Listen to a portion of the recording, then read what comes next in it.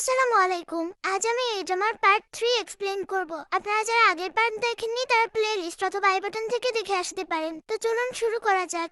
এপিসোডের শুরুতেই দেখতে পাই ঝাও এবং হিজির মধ্যে রোমান্টিক মুড অন হয়ে যায়, যেটা দেখে বাচ্চারা সেখান থেকে চলে যায়। তারা দুইজন এখন একে অন্যকে কিস করে আর সেই দিন একসঙ্গে রাত কাটায়। তারা দুইজনে এখন একে অন্যকে পেয়ে অনেক বেশি খুশি ছিল। হিজি তাকে বলে চলো আমরা দুইজন বিয়ে করে নেই। ঝাও রাজি হয়ে যায়। ঝাও তাকে বলে বিয়ের পরে আমাদের বাচ্চা হবে, তার নাম ঠিক করো। তখন হিজি বলে তাদের বাচ্চা হলে তার নাম রাখবে বাউ বাউ। তখন সে বলে ঠিক আছে। কিছুদিন পরে হিজির ক্লিনিকে একটা রোগী আসে, সে তাকে চিকিৎসা করছিল। তখন সেই রোগী তার পেটের মধ্যে একটা বাচ্চা দেখতে পায়, যেটা আসলে ডিমন এবং গড মিলে ডেমিগড ছিল।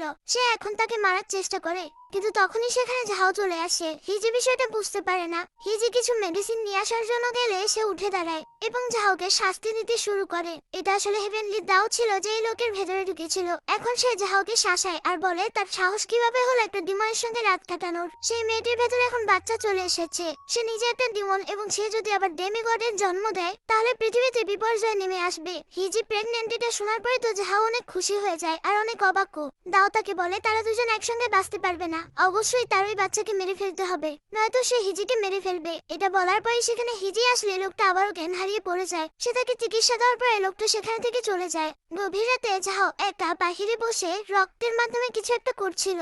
এরপরে সে ঘুমন্ত হিজির কাছে যায়। তার বেডে থাকা সেই বাচ্চাটাকে জাদুর মাধ্যমে ফরমেশন করে একটা আর্টিফ্যাক্টে পরিণত করে। সে আসলে এটাকে মারবে না, কিন্তু সে তার রক্তের মাধ্যমে তাদের বাচ্চাকে আপাতত একটা বস্তু রূপে রূপান্তরিত করবে, যেন হেভেনলি দাও এটা বুঝতে না পারে আর সে মনে করে যে হিজির বাচ্চা মারা গিয়েছে। এই কাজটা করার পরে সে ওখানে থেকে চলে গেলে হিজি জেগে ওঠে, কারণ সে তখনও ঘুমায়নি। সে নিজে জানতো যে সে প্রেগন্যান্ট, কারণ দিনের বেলা সে তাদের সব কথা লুকিয়ে লুকিয়ে শুনে ফেলেছিল।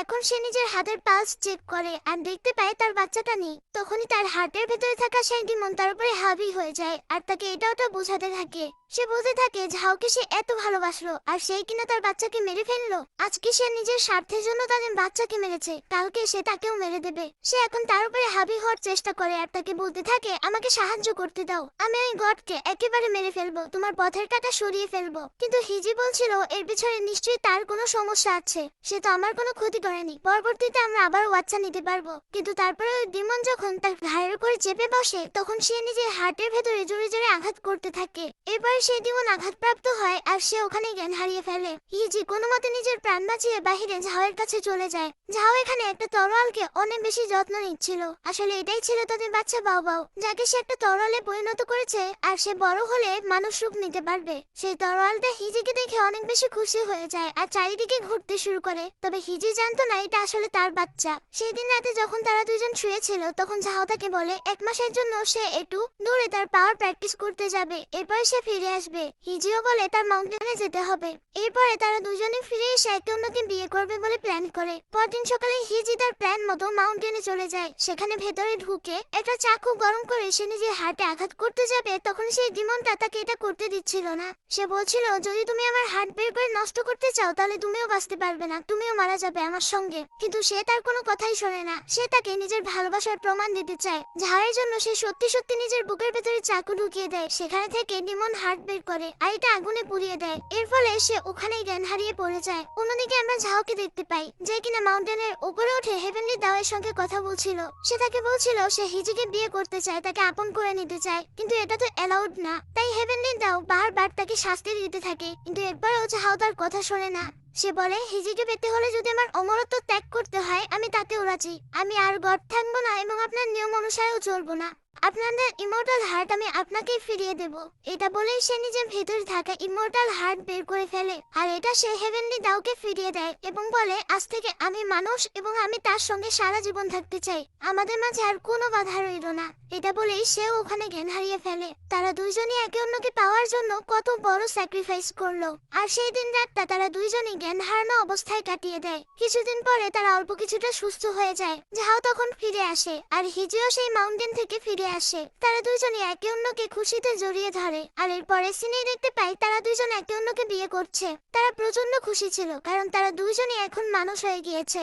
হিজি যেমন এখন আর ডিমন নেই, তেমনি ঝাও এখন আর গড নাই। তারা দুইজনই এখন সাধারণ মানুষ। তাদের দুইজনের বিয়েতে ছোট বাচ্চা দুইটা অনেক বেশি আনন্দ করে। বিয়ের রাতে ঝাও হঠাৎ করে অসুস্থ হয়ে যায়। হিজি তখন তাকে জিজ্ঞাসা করে তার কি হয়েছে, সে আসলে এতদিন মাউন্টেনে কি করেছিল। তখন ঝাও তাকে সমস্তটা খুলে বলে যে সে তাকে পাওয়ার জন্য অমরত্ব ত্যাগ করেছে। সে এখন একটা সাধারণ মানুষ মাত্র, আর এখন থেকে তারা দুজন সারা জীবন একসঙ্গে থাকতে পারবে।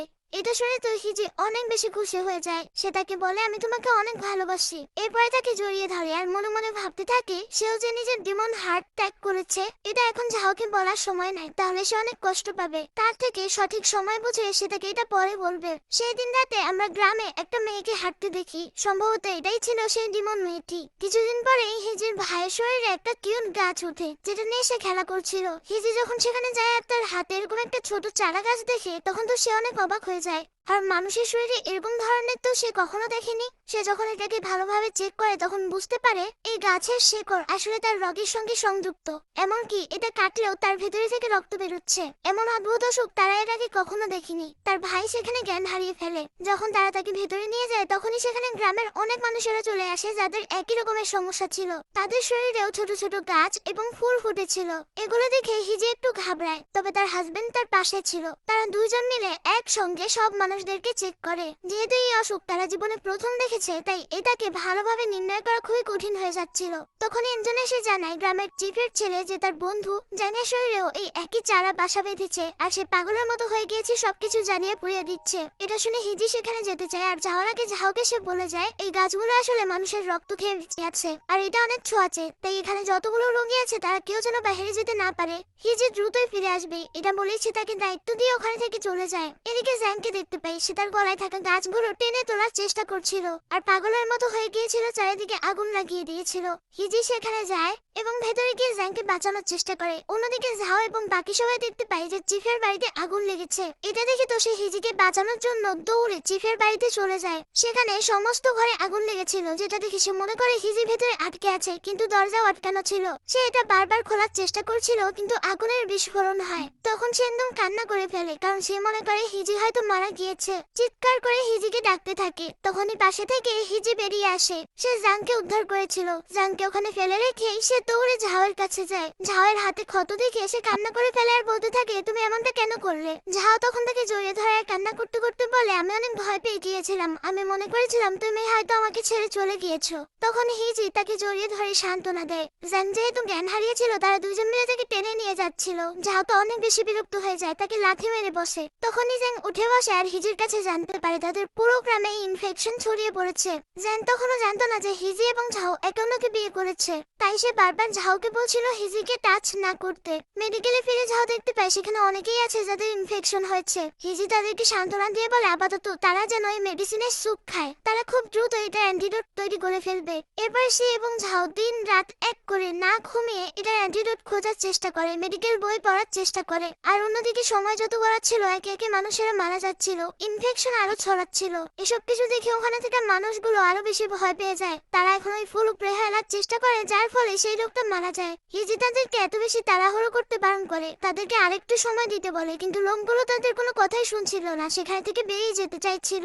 ঝাও এবং তার ভাই বোনেরা এসে তাকে সাপোর্ট করার চেষ্টা করে। হিজি এখন তাদেরকে বলে আমি একটা উপায় খুঁজে পেয়েছি, যে জায়গায় ইনফেকশন ছড়িয়েছে সেই জায়গায় অপারেশন করে এই গাছের একদম শেকড় পর্যন্ত তুলে ফেলতে হবে, তাহলে তাদেরকে বাঁচানো যাবে। কিন্তু তারা কেউ এই রিস্ক নিতে রাজি হচ্ছিল না। তখন তার নিজের ভাই বোনেরাই এগিয়ে আসে। তারা বলে আমাদের ইনফেকশনও বেশ বড় হয়ে গিয়েছে, তুমি চাইলে আমাদেরকে অপারেশন করতে পারো। যদিও হিজি এই বাচ্চাগুলোকে অপারেশন করতে চাইছিল না, কিন্তু তাদের সাহস দেখে সে তাদের অপারেশন করতে রাজি হয়ে যায়। সে এখন ওই বাচ্চাগুলোকে অজ্ঞান হওয়ার ওষুধ খাইয়ে দেয়। আর এরপরে সে এবং ঝাও দুইজন মিলে তাদের সেই ফুল কেটে ফেলে, সেই শেকড়গুলো উপড়ে ফেলে এবং আগুনে পুড়িয়ে নষ্ট করে দেয়। অপারেশন ঠিক মতোই করা হয়েছিল। হিজি অনেক বেশি ক্লান্ত হয়ে গিয়েছিল, এখন শুধু তাদের দুজনের জ্ঞান ফিরে আসার অপেক্ষায় ছিল তারা। এরপরেই তারা সব মানুষগুলোর কাছে যাবে এবং তাদেরকে এই বিষয়ে জানাবে। অনেক রাত হওয়ার যাওয়ার পরেও তারা না ফিরলে গ্রামবাসীরা ওখানে থেকে চলে যেতে চায়। তখন ঝাও এবং হিজি সেখানে চলে আসে আর বলে অপারেশন সাকসেসফুল হয়েছে, এখন তারা জেগে ওঠা পর্যন্ত আমি এখানেই অপেক্ষা করব। এটা বলে সে তাদেরকে আবারও শান্ত করে এবং ঝাওয়ের কোলে মাথা রেখে ঘুমিয়ে যায়। তখনই তার হার্টের ভেতরে আবারও সেই ডিমন অ্যাটাক করে। সে এখনো মারা যায়নি দেখে তো সে অনেক অবাক হয়ে যায়।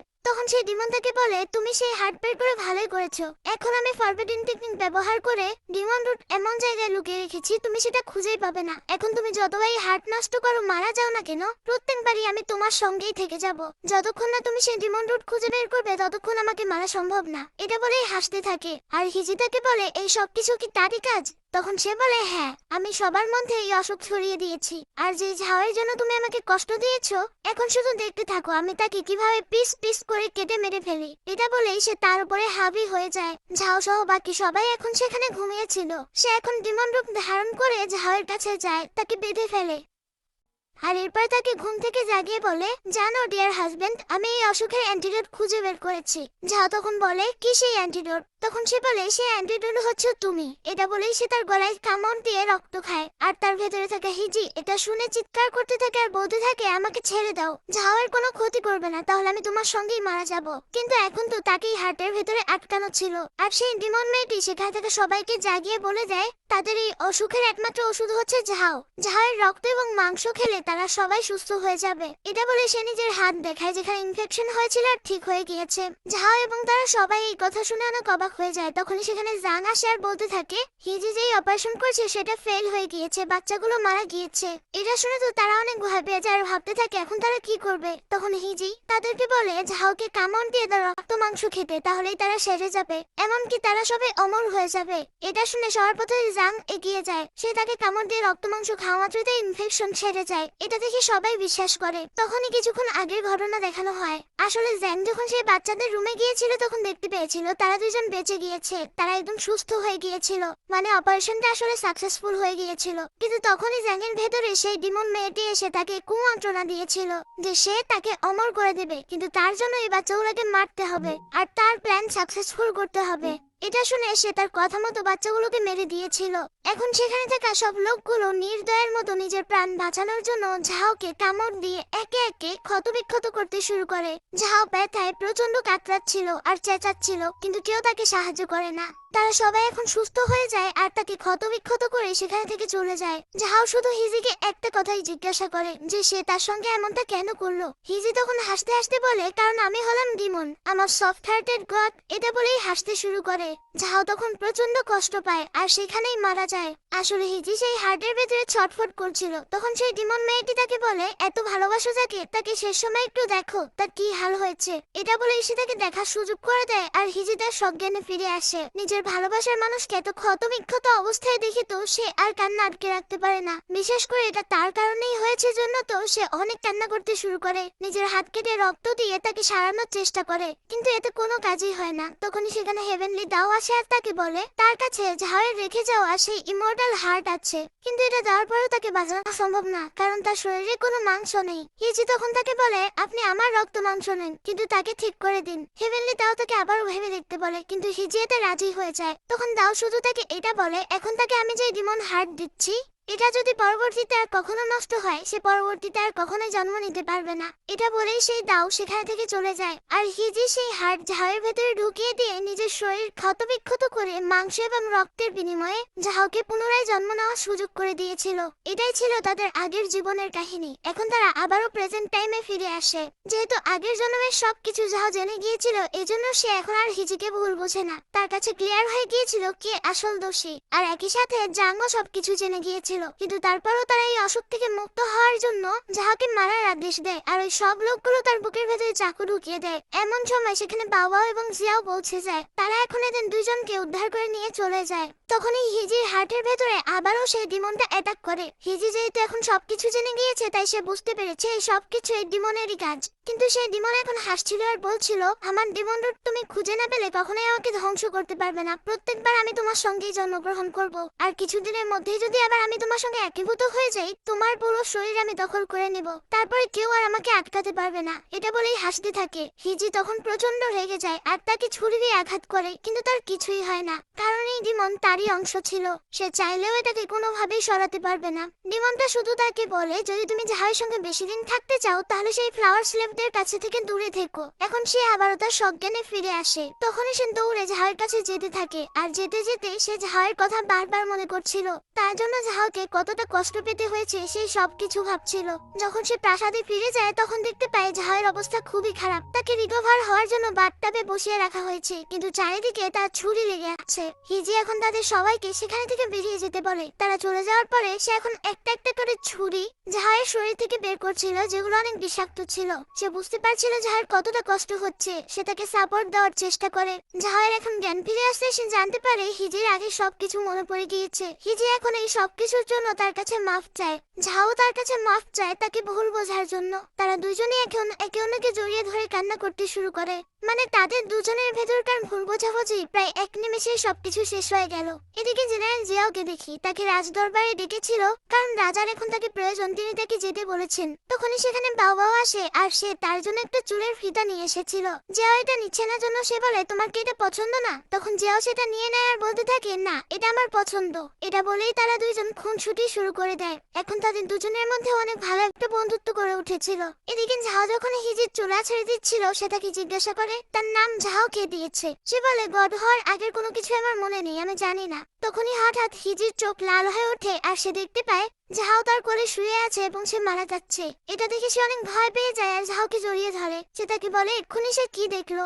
ঝাও বলে, চিন্তা করো না, আমি মরবো না, এখনো আমাদের অনেক জীবন বাকি আছে। কিন্তু হিজির ভয় হচ্ছিল এটা বা সত্যি না হয়ে যায়, আর সে এমনটা কেন দেখলো হঠাৎ করে। ঝাও তাকে চিন্তা করতে বারণ করে, আর হিজি তাকে বলে সেই যে পোকা তৈরি করছিল ওটা যেন দ্রুত তৈরি করে। ওইটার সাহায্যে সে দ্রুত ডিমন রুট বের করে সেটা নষ্ট করতে চায়। ঝাও বলে, ঠিক আছে, আমার আর অল্প কিছু সময় লাগবে সেটা তৈরি করতে। তখনই বাহিরে বাবাওয়ের আওয়াজ পেয়ে সে ঝাওকে জিজ্ঞাসা করে, তাহলে কি বাবাও কি আমাদের সন্তান? ঝাও তখন হ্যাঁ বললে সে বাহিরে যায় এবং দৌড়ে বাবাকে জড়িয়ে ধরে। ঝাও বাবার স্মৃতিগুলো ফিরিয়ে দেয়। তখন সেও বুঝতে পারে যে হিজি হলো তার মা এবং ঝাও হলো তার বাবা। এই সব কিছু দেখে তো জেনারেল জিয়াও অবাক হয়ে যায়। অন্যদিকে জানকে দেখতে পাই তার অবস্থা অনেক বেশি খারাপ হয়ে গিয়েছিল, যেহেতু তার কাছে থাকা সমস্ত ফ্লাওয়ার স্লেমটা মারা গিয়েছিল। তাই সে এখন কার রক্ত খেয়ে বেঁচে থাকবে? তার শরীরে অসহ্য জ্বালা পড়া হতে থাকে। সে চিৎকার করে বলতে থাকে, তুমি তো আমাকে বলেছিলে কিভাবে ঝাও এবং ওই হিজিকে ধরতে হবে। তুমি নাকি আমাদের সবাইকে মানুষ বানিয়ে দিবে, তাহলে এখন এত কষ্ট হচ্ছে তুমি সামনে আসছো না কেন? মানে সে ওই ডিমনটাকে বলছিল। তখন সেই ডিমনটাকে বলে, সে যে মেয়েকে হিজি ভাবছে সে আসল হিজি নয়, আসল হিজি অনেক আগেই মারা গিয়েছে। সে যেন তাকে এখানে নিয়ে আসে, মারে এবং স্যাক্রিফাইস করে, তাহলেই সে আবারও মানুষ হতে পারবে। এসব কিছু বলে কান্নাকাটি করছিল। তখনই সেখানে রং আসে। যেহেতু কারাগারে অনেক ফ্লাওয়ার স্লেমদেরকে বন্দি করে রাখা আছে, তাই সে তাদের রক্ত জোগাড় করে তাকে দেয়, যেটা খেয়ে সে সুস্থ হয়ে যায়। এখন তারা দুজন মিলে প্ল্যান করে কিভাবে তারা ওই হিজিকে নিয়ে আসবে, আর তারা দুজন মিলে পুরো বিশ্বে ফ্লাওয়ার স্লেভ ছড়িয়ে দিয়ে শাসন করবে। পরদিন সকালে জাং হিজির সঙ্গে গিয়ে দেখা করে আর তাকে বলে, আমি জানি কিভাবে তোমার ভেতরে থাকা সেই ডিমন রুট রিমুভ করা যাবে। হিজি বলে, তুমি কি আবার আমাকে ফাঁসাতে এসেছো? তুমি কেন আমাকে সাহায্য করতে চাও? জাং তখন তাকে বলে, তার মধ্যে থাকা সেই ডিমন রুট রিমুভ করে দিলে তারাও এই অভিশাপ থেকে মুক্ত হতে পারবে এবং মানুষ হতে পারবে। কিন্তু হিজি তাকে মানা করে দেয় এবং বলে তার সাহায্যের কোনো প্রয়োজন নেই। জাং তখন তাকে বলে, ঠিক আছে, যদি তোমার প্রয়োজন হয় তাহলে মাউন্টেনে এসে আমার সঙ্গে দেখা করো। এটা বলেই সে ওখান থেকে চলে যায়। এদিকে বাও বাও এবং ঝাও দুইজন মিলে সেই পোকাটা তৈরি করে ফেলেছিল, আর মাত্র একটা উপাদান বাকি ছিল, সেটা হচ্ছে ভোরের আলো। এজন্য সেই দিন মাঝরাতে বাও বাও, জিয়াও, হিজি এবং ঝাও চারজন মিলে মাউন্টেনের উপরে বসে পড়ে। তারা একসঙ্গে সূর্য উদয় দেখছিল, আর এই সুযোগে ঝাও প্রথম সূর্য উদয়ের আলোটা কালেক্ট করে নেয়। এখানে তারা চারজন এখন ফ্যামিলি হয়ে গিয়েছিল। তারা অনেক বেশি খুশি ছিল। অন্যদিকে রংকে দেখতে পাই সে এখন কারাগারে যায় এবং সেখানে যতগুলো ফ্লাওয়ার স্লেমদেরকে বন্দি করে রাখা ছিল তাদের সবাইকে মুক্ত করে দেয়। একই সাথে সেখানে থাকা গার্ডগুলোকেও মেরে ফেলে। আর এখানে আজকের এপিসোড শেষ হয়ে যায়। তাহলে সামনে কি হতে চলেছে সেটা দেখতে হলে অবশ্যই লাস্ট পার্ট দেখতে হবে। সেই পর্যন্ত সবাই ভালো থেকো।